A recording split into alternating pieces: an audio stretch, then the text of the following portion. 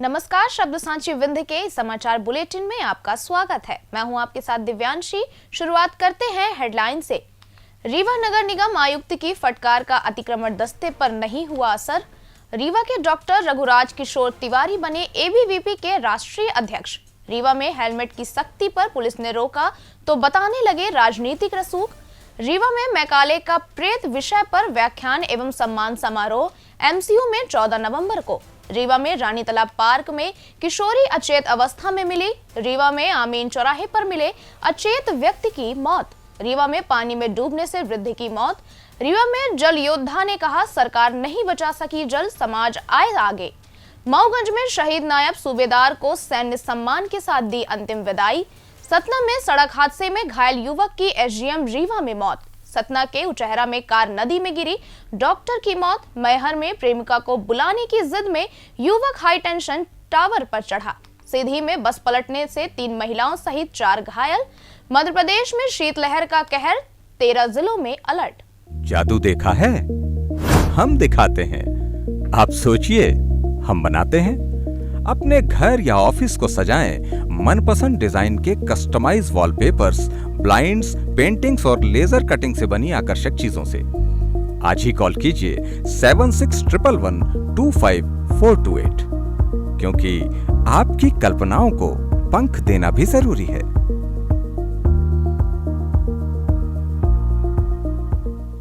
अब खबरें विस्तार से। रीवा नगर निगम आयुक्त डॉक्टर सौरभ सोनवड़े ने शहर के प्रमुख मार्गों पर बढ़ते अतिक्रमण और ट्रैफिक जाम की शिकायतों पर सख्त रुख अपनाते हुए अतिक्रमण दस्ते को फटकार लगाई। उन्होंने जय स्तंभ से धोबिया टंकी समेत अन्य प्रमुख मार्गों पर नियमित अभियान चलाने, सामान जब्त करने तथा टोइंग व्हीकल को जोन 2 से और 3 में सक्रिय करने के निर्देश दिए। साथ ही दिखावटी कार्रवाई, पक्षपात या दोबारा कब्जे में स्थिति को बर्दाश्त न करने की चेतावनी भी दी। उन्होंने अतिक्रमण नियंत्रण को निगम की प्राथमिक जिम्मेदारी बताते हुए बिना यूनिफॉर्म ड्यूटी करने वाले कर्मचारियों की एक ही दिन की वेतन कटौती का भी आदेश दिया है। हालांकि आयुक्त की फटकार का अतिक्रमण दस्ते पर कोई असर नहीं हुआ। शहर में सड़कों पर बढ़ता अतिक्रमण बड़ी समस्या बनता जा रहा है, लेकिन इसे रोकने की जिम्मेदारी जिस अमले पर है वह इसे देखकर अनदेखा कर देता है। ऐसे में उड़न दस्ते पर सवाल खड़े हो रहे हैं। गुरुवार को विक्रमपुल घोघर मोड़ पर सड़क किनारे कुछ सब्जी विक्रेता सड़क पर दुकान लगाए थे। नगर निगम का अतिक्रमण उड़न दस्ता वहां रुका और कुछ देर देखा और फिर चला गया। यहां से किसी भी तरह का अतिक्रमण नहीं हटाया गया, जबकि इस मार्ग पर दुकानदार दुकान से बाहर 5 फीट तक सामग्री फैलाए हुए हैं, जिससे जाम की स्थिति बनती है। इसके बाद नगर निगम का दस्ता जय स्तंभ चौक पहुंचा, जहां फल व्यापारी ने दुकान के बाहर 12 फीट तक अतिक्रमण कर रखा है। बावजूद इसके व्यापारी को हिदायत देने की हिम्मत नगर निगम अमले में नहीं हुई। ऐसे में नगर निगम से अतिक्रमण कैसे हटेगा, यह एक बड़ा सवाल है। अखिल भारतीय विद्यार्थी परिषद ने डॉक्टर रघुराज किशोर तिवारी को अपना राष्ट्रीय अध्यक्ष नियुक्त किया है। डॉक्टर तिवारी रीवा के कृषि महाविद्यालय में प्राध्यापक हैं और मध्य प्रदेश से पहली बार एबीवीपी के राष्ट्रीय अध्यक्ष बने हैं। छात्र जीवन से ही एबीवीपी से जुड़े डॉक्टर तिवारी ने प्रांत अध्यक्ष से लेकर राष्ट्रीय उपाध्यक्ष तक विभिन्न पदों पर सफलतापूर्वक कार्य किया है। विश्व के सबसे बड़े छात्र संगठन का राष्ट्रीय अध्यक्ष रीवा से बनने पर पूरे विंध्य क्षेत्र में हर्षोल्लास है। नियुक्ति की घोषणा के साथ ही डॉक्टर तिवारी के आवास पर बधाई देने वालों की भीड़ उमड़ पड़ी। डॉक्टर तिवारी ने कहा, यह जिम्मेदारी एबीवीपी के मूल्यों को और मजबूत करने की होगी। शिक्षा, राष्ट्रवाद और छात्र हित सर्वोपरि रहेंगे। रीवा सहित पूरे मध्य प्रदेश में यह नियुक्ति ऐतिहासिक उपलब्धि मानी जा रही है। विंध्य से पहली बार बने एबीवीपी के राष्ट्रीय अध्यक्ष डॉक्टर रघुराज किशोर तिवारी 28 नवंबर से पदभार संभालेंगे। इस अवसर पर उन्होंने शब्द सांची से चर्चा की। उन्होंने कहा कि देश में राजनीति में युवाओं की भागीदारी बढ़ाने के लिए कॉलेजों में छात्र संघ चुनाव कराने के लिए अधिवेशन में बात रखेंगे। साथ ही सरकार से वार्ता कर छात्र संघ चुनाव कराने की मांग भी करेंगे। विद्यार्थी जीवन से विद्यार्थी परिषद का कार्यकर्ता रहा और कृषि महाविद्यालय रीवा में एमएससी करते हुए उस समय छात्र संघ का अध्यक्ष भी रहा। उसमें निर्वाचन होता था और छात्र जो नेतृत्व है वो कैंपस से ही शुरू होता है और राष्ट्रीय अध्यक्ष के नाते विद्यार्थी परिषद की मांग रही है कि इस कैंपसों में छात्र संघ चुनाव हो और सरकार से हम ये बात करेंगे कि जिन प्रदेशों में खासतौर से मध्य प्रदेश में, छत्तीसगढ़ में जिनमें ये बंद हुआ है, और उसमें हम सरकार से बातचीत करेंगे। हमेशा विद्यार्थी परिषद का डिमांड रहा है कि छात्रों नेतृत्व खड़ा होता है कैंपस से, और इससे छात्र संघ चुनाव हो, उससे छात्र अपने हित के लिए और जो शिक्षा जगत में समस्याएं हैं उसके लिए उनको प्लेटफॉर्म मिलता है, और भविष्य के लिए भी समाज का नेतृत्व वहाँ से विकसित होता है। देश भर में आप देखें कि जो समाज में आज नेतृत्व कर रहे हैं, राजनीतिक क्षेत्र में कर रहे हैं या समाज के अन्य क्षेत्रों में भी कर रहे हैं, वो कैंपस से निकली हुई लीडरशिप ही होती है। तो हम इसके लिए एक प्रयास करेंगे, और इसके लिए हम अगले अधिवेशन में इसके लिए प्रस्ताव भी पारित करेंगे, और प्रांतों से भी हमारे कार्यकर्ताओं की डिमांड है कि हम इस दिशा में आगे बढ़ें।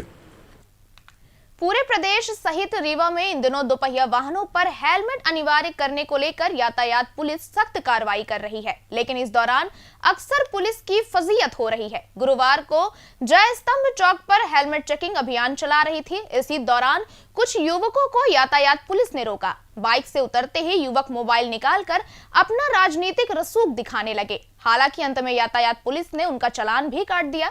इसी तरह बुधवार रात 7:30 बजे अस्पताल चौराहे पर हेलमेट चेकिंग के दौरान रोकने पर हंगामा मच गया। इस दौरान यातायात सूबेदार ने बताया कि हेलमेट दोपहिया वाहन चालकों की सुरक्षा के लिए है और इसमें उनका सहयोग करें। रीवा में गुरु प्रसाद श्रीवास्तव स्मृति संस्थान द्वारा मैकाले का प्रेत भारतीय शिक्षा पद्धति पर एक व्यंग दृष्टि विषय पर विशेष व्याख्यान, अलंकरण एवं सम्मान समारोह आयोजित किया जा रहा है। आयोजन 14 नवंबर को अपराह्न 3 बजे से माखनलाल चतुर्वेदी राष्ट्रीय पत्रकारिता एवं संचार विश्वविद्यालय रीवा परिसर में होगा। मुख्य व्याख्यान प्रसिद्ध साहित्यकार पद्मश्री डॉक्टर ज्ञान चतुर्वेदी प्रस्तुत करेंगे। इस अवसर पर पद्मश्री डॉक्टर ज्ञान चतुर्वेदी को गुरु प्रसाद श्रीवास्तव अलंकरण से सम्मानित भी किया जाएगा। इसके साथ ही आयोजन में doctor GP Srivastava, doctor BP Suri, Acharya Narmada Prasad Naram और श्री पंकज शर्मा को भी सम्मानित किया जाएगा। संस्थान के सचिव जयराम शुक्ल एवं उपाध्यक्ष पीयूष तिवारी ने सभी शिक्षा प्रेमियों, साहित्यकारों एवं नागरिकों से इस पुण्य स्मृति प्रसंग में उपस्थिति दर्ज कराने की अपील की है।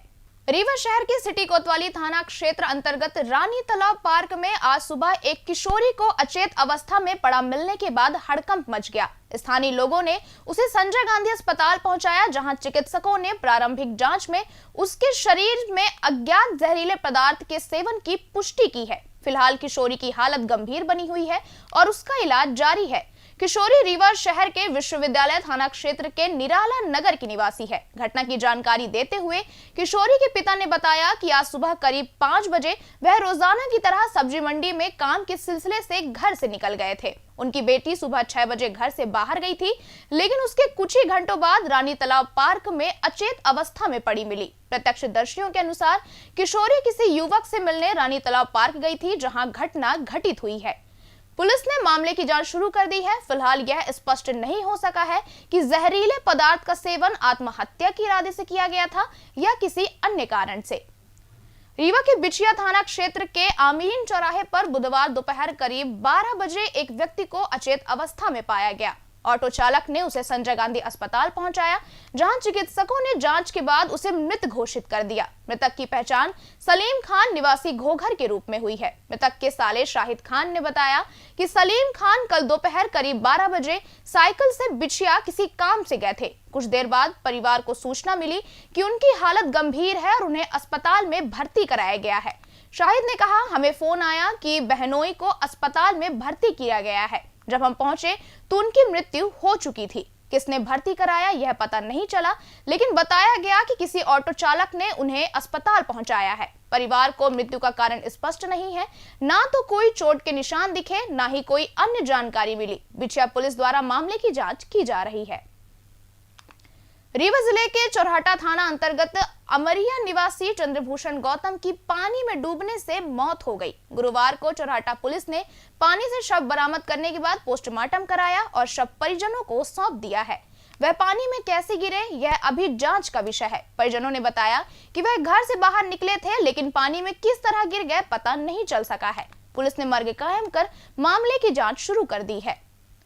जल संरक्षण के क्षेत्र में पद्मश्री से सम्मानित जल योद्धा उमा शंकर पांडे ने सरकार की नीतियों पर कड़ा प्रहार करते हुए कहा कि जल को बचाने में सरकार पूरी तरह असफल रही है। अब समाज को आगे आना होगा। पिछले दिनों रीवा में अखिल भारतीय साहित्य परिषद के सम्मेलन में पहुंचे पांडे ने जल संकट की गंभीरता पर चिंता जताई। उन्होंने कहा कि पृथ्वी से जल तेजी से खत्म हो रहा है। विश्व का पहला शहर केपटाउन पानी के संकट से जूझ चुका है। जल बिन जीवन शून्य है। उन्होंने सरकार पर सवाल उठाते हुए कहा कि 1985 से गंगा सहित नदियों की सफाई का दावा किया जा रहा है, लेकिन गंगा आज भी प्रदूषित है। नदियों पर बने बांध हटा दिए जाएं तो नदियां स्वयं साफ हो जाएंगी। नदी जोड़ो परियोजना पर भी उन्होंने गंभीर सवाल उठाए और इसे अव्यावहारिक बताया है। नदी गंगा सफाई का 1985 से चल रहा है और आगे भी चलता रहेगा। माँ अपनी सफाई खुद कर लेती है, इसमें किसी की सफाई की जरूरत नहीं है। जिस दिन माँ समझेगी कि अब ये कुछ अति हो रही है, ठीक कर लेगी। किसी को दोष नहीं दे सकते, हम इसमें कुछ कह नहीं सकते। देश की रक्षा करते हुए शहीद हुए नायब सूबेदार अनिल कुमार पटेल का अंतिम संस्कार मऊगंज जिले में उनके पैतृक गांव इटहा कला में पूर्ण सैन्य सम्मान के साथ किया गया। ग्वालियर से सेना का वाहन शहीद का पार्थिव शरीर लेकर रघुनाथगंज बाईपास पहुंचा, जहां सैकड़ों युवाओं ने बाइक रैली निकालकर उन्हें भावभीनी श्रद्धांजलि दी। इस दौरान भारत माता की जय और शहीद अनिल कुमार अमर रहे के गगनभेदी नारे गूंजे। गांव पहुंचते ही सेना के जवानों ने शहीद को गार्ड ऑफ ऑनर प्रदान किया और अंतिम सलामी दी। हजारों ग्रामीण परिजन और क्षेत्रवासी नम आंखों से वीर सपूत को अंतिम विदाई देने उमड़े। हालांकि प्रशासनिक अधिकारियों और जनप्रतिनिधियों की अनुपस्थिति पर ग्रामीणों व पूर्व सैनिक संघ ने गहरी नाराजगी जताई। सतना जिला अंतर्गत नागौद में हुए सड़क हादसे में घायल युवक लक्ष्मीकांत लोधी निवासी ग्राम उजनेही थाना नागौद की गुरुवार को संजय गांधी चिकित्सालय में इलाज के दौरान मौत हो गई। परिजनों ने बताया कि वह बुधवार शाम बाइक से घर जा रहा था, तभी अज्ञात वाहन ने टक्कर मार दी, जिससे वह गंभीर रूप से घायल हो गया। उसे उपचार के लिए पहले जिला अस्पताल सतना लाया गया, लेकिन हालत गंभीर होने पर रीवा के संजय गांधी चिकित्सालय रेफर किया गया, जहां उपचार के दौरान उनकी मौत हो गई।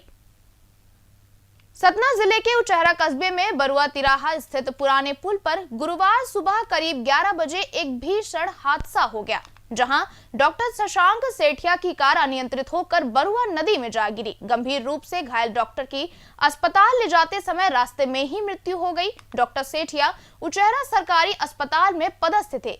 हादसे की सूचना मिलते ही स्थानीय लोगों ने उन्हें कार से बाहर निकाला और उचहरा अस्पताल पहुंचाया, जहां प्राथमिक उपचार के बाद चोटों की गंभीरता को देखते हुए सतना जिला अस्पताल रेफर किया गया, लेकिन रास्ते में ही उनकी सांसें थम गई। पुलिस ने मौके पर पहुंचकर शव को कब्जे में ले लिया। पोस्टमार्टम के बाद शव परिजनों को सौंपा जाएगा। प्रारंभिक जांच में अनियंत्रण को हादसे का कारण बताया जा रहा है, लेकिन तकनीकी जांच जारी है। डॉक्टर सेठिया के निधन से चिकित्सा क्षेत्र और स्थानीय समाज में शोक की लहर है। पुलिस ने मामला दर्ज कर विस्तृत जांच शुरू कर दी है। मैहर जिले के जरियारी गांव में गुरुवार को एक युवक high tension power grid tower पर चढ़ गया। वह अपनी प्रेमिका को बुलाने की जिद पर अड़ा था और आत्महत्या की धमकी दे रहा था।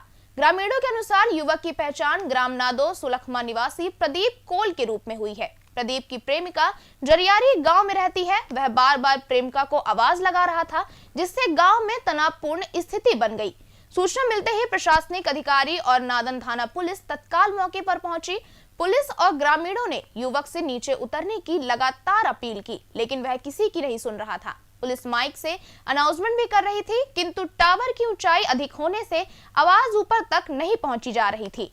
फिलहाल प्रशासन युवक को सुरक्षित नीचे उतारने के प्रयास कर रहे हैं। सीधी जिले के सलाया ग्राम पंचायत के पास गुरुवार सुबह करीब 10 बजे अमिलिया से सीधी जा रही द्विवेदी ट्रेवल्स की बस बाइक सवार को बचाने के चक्कर में अनियंत्रित होकर पलट गई, जिसमें 3 महिलाओं सहित 4 लोग घायल हुए हैं। घायलों में सूरज कली साकेत, निजी बैंक कर्मी आफ्ताब अहमद, खुशबू कारपेंटर और मनीषा पटेल शामिल हैं, जिन्हें पुलिस ने मौके पर पहुंचकर जिला चिकित्सालय सीधी भिजवाया, जहां सभी की स्थिति सामान्य बताई जा रही है। थाना प्रभारी विवेक द्विवेदी ने सिंगल रोड और तेज रफ्तार को हादसे का मुख्य कारण बताया तथा बस व बाइक को कब्जे में लेकर जांच शुरू कर दी है। मौसम की बात करें तो पहाड़ी राज्यों हिमाचल प्रदेश, उत्तराखंड और जम्मू कश्मीर में हो रही बर्फबारी के असर से मध्य प्रदेश ठंड की चपेट में है। अनूपपुर और बालाघाट में पिछले 2 दिनों से कोल्ड डे की स्थिति बनी हुई है, जबकि गुरुवार को भी यही अलर्ट जारी है। मौसम विभाग ने भोपाल, इंदौर समेत कुल 13 जिलों में शीतलहर चलने की चेतावनी दी है, जो अगले 4 दिनों तक जारी रहेगी। मौसम विभाग के अनुसार इंदौर, राजगढ़, भोपाल, शाजापुर, सीहोर, निवाड़ी, टीकमगढ़, छतरपुर, पन्ना, सतना, मैहर, उमरिया और सिवनी में तीव्र शीतलहर का अलर्ट है। उत्तरी भारत में सक्रिय चक्रवाती हवाओं के कारण ठंड हवाएं तेज हो गई हैं, जिससे तापमान में भारी गिरावट दर्ज की जा रही है। अब जान लेते हैं कल होने वाले कार्यक्रमों के बारे में। रीवा में गुरु प्रसाद श्रीवास्तव स्मृति संस्थान द्वारा विशेष व्याख्यान, अलंकरण एवं सम्मान समारोह आयोजित किया जा रहा है। आयोजन 14 नवंबर को अपराह्न 3 बजे से माखनलाल चतुर्वेदी राष्ट्रीय पत्रकारिता एवं संचार विश्वविद्यालय रीवा परिसर में होगा। इसी के साथ ये समाचार बुलेटिन समाप्त हुआ। कल फिर मिलेंगे नई खबरों के साथ। जुड़े रहिए शब्द सांची विंध्य से, और विंध्य से जुड़ी तमाम खबरों के लिए हमारे चैनल को सब्सक्राइब कर दें। अपने आसपास की खबरें हम तक पहुंचाने के लिए स्क्रीन पर दिए गए नंबर पर आप संपर्क भी कर सकते हैं। धन्यवाद।